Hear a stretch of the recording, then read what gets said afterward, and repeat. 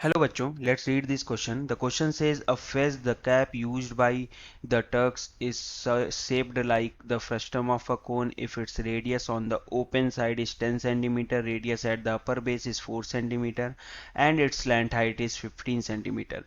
Find the area of the material used for making it. तो हम देख लेते हैं पहले तो हमारा की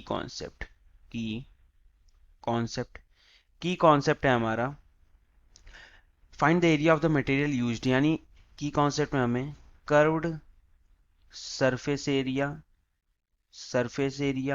of a frustum of a cone का फॉर्मूला निकालना पड़ेगा और वो होता है pi R plus R into L. और इस कैप के हिसाब से अगर देखें तो टॉप सरफेस एरिया क्या होगा, टॉप सरफेस एरिया वो भी चाहिए होगा और वो हो जाएगा pi into small r square. अभी क्या है स्मॉल और क्या है कैपिटल और क्या है एल वो देख लेते हैं। तो यहां से यहां तक का जो रेडियस है ये रेडियस है स्मॉल आर, यहां से यहां तक का जो रेडियस है ये है कैपिटल आर और ये हो गई हमारी स्लैंट हाइट एल।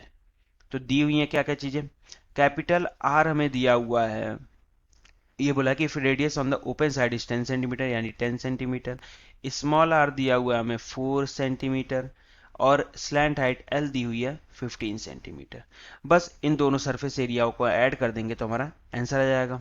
तो मटेरियल यूज्ड यहाँ पे लिख लें, अगर material used is equals to, अब ये एरिया ही निकालना है तो basically area is equals to दोनों का समेशन यानी pi R plus R into L plus pi R square.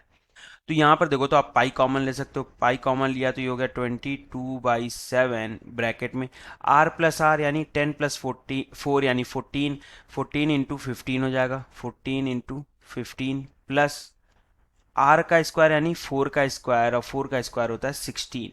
इसको सॉल्व कर लेते तो बन जाएगा 22/7, 14 इंटू 15, ये हमारा आ जाएगा 210 प्लस 16, यहाँ से मिल गया हमें 22/7 इंटू 226 और ये वैल्यू दे देगा 710.28 सेंटीमीटर स्क्वायर।